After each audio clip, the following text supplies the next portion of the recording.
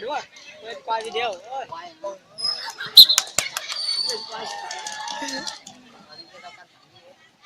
Ôi đã tự nhiên. Đã biên.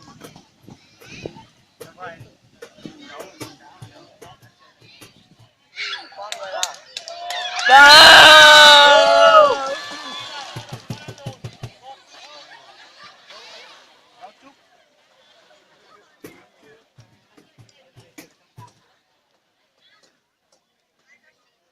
Ôi, cũng lên liều á. Kia rau á. Lên là Đây là rau bóng á.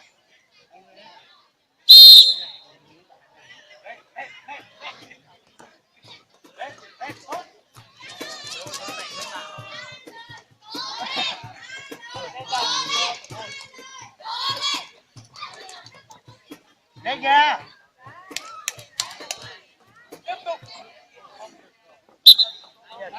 Tối nay đám có tôi. Lên.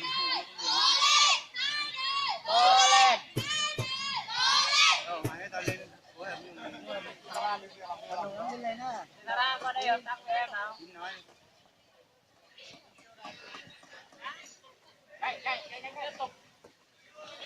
Thả đi. Đó đi. Lên. Quay, cố lên.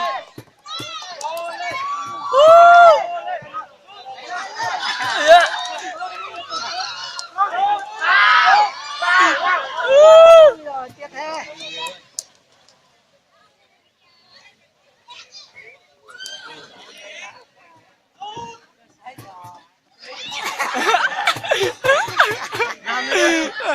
Xuống biên kìa.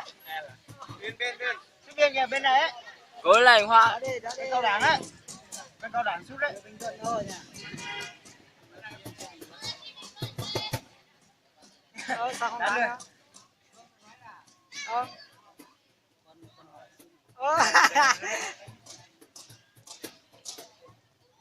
Nhìn người ơi. Xuống đây.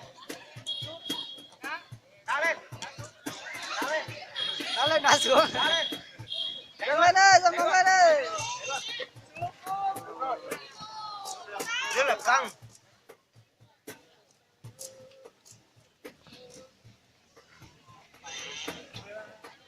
Bây giờ nó nhăn nhau này. Vào một quả. Sao rồi đấy?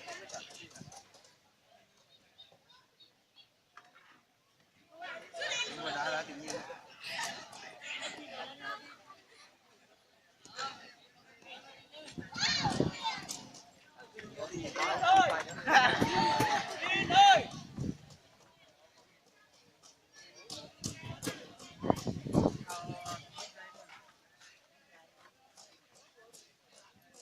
Tốt.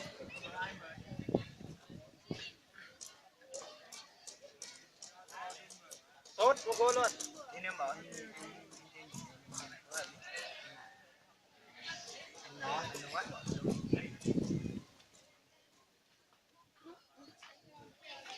Còn lẩu lúc máy về luôn à? Hả? Đây đây chúng ta đi nước vào. Hả? Tăng quang mua này. Thấy lẩu trâu kho liên này nhất tử. Đây chúng ta đi mua vào.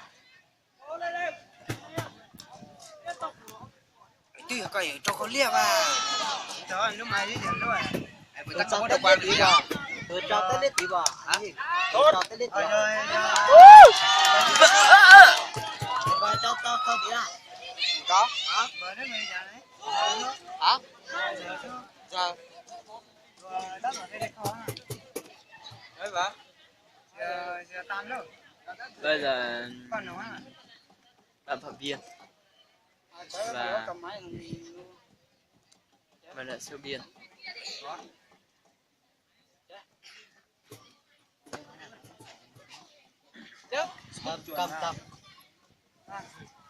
Cầm á. Cầm lên đúng rồi.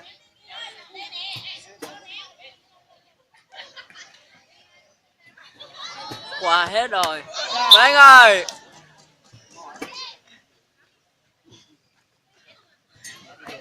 Được rồi, đi xuống. Đẹp quá.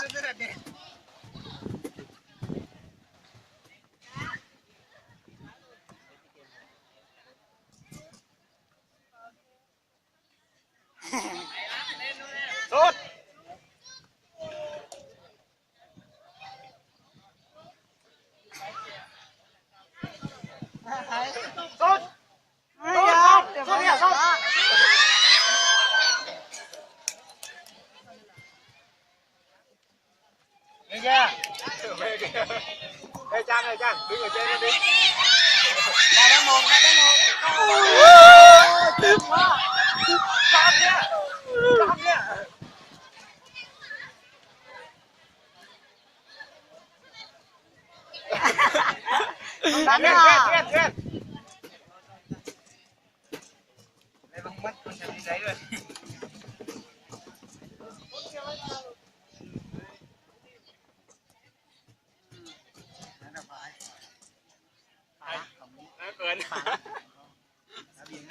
Em mau thì đó. Chưa? Mau thì đó. Hai đội cổ động viên của hai đội đâu ạ? Mình kêu hai đội các bạn phải hô lên nhá.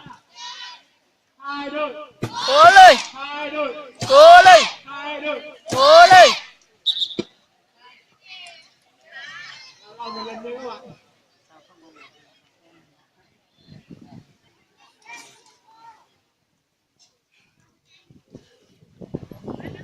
Các bạn đang theo dõi trận đấu giữa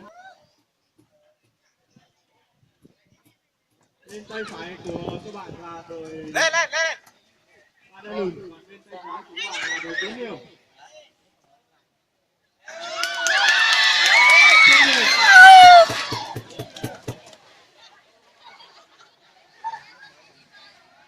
Nhưng mà pha xử lý của đội Ba Đa Lùn.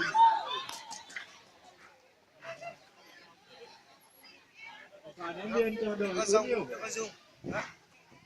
Sốt. Hay lắm. Đội Ba Đa Lùn đang giữ bóng tốt không được. Lên luôn. Chạy nhanh đi.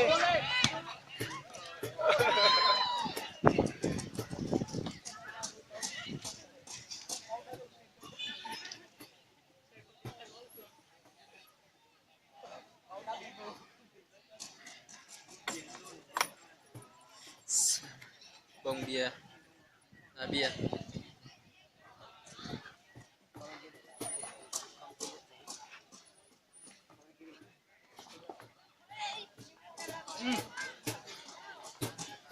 Hậu vệ của Ba Đa Lùn rất chắc, không qua được hậu vệ của Ba Đa Lùn.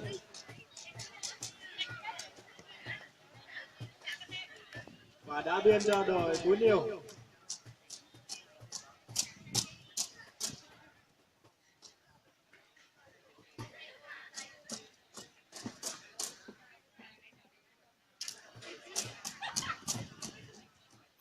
Sốt. Không được.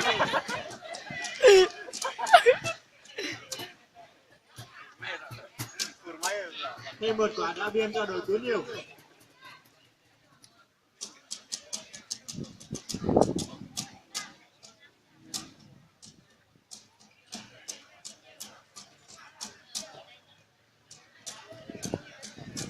Quả phạt góc cho đội Phú Nhiều.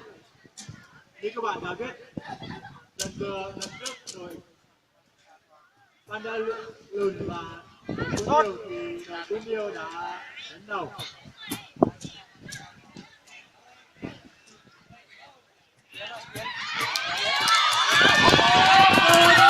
Wow! Tỷ số bây giờ là 2-0.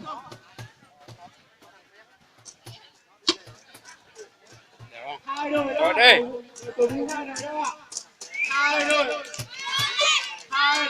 Cố lên, Hai đội. cố lên. Vậy cầu thủ của đội Phú Nhiều về sân.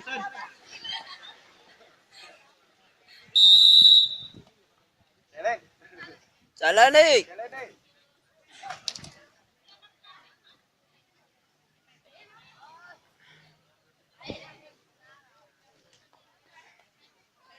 Đội Ba Đa Lùn đang thực hiện và đá phạt đá biên.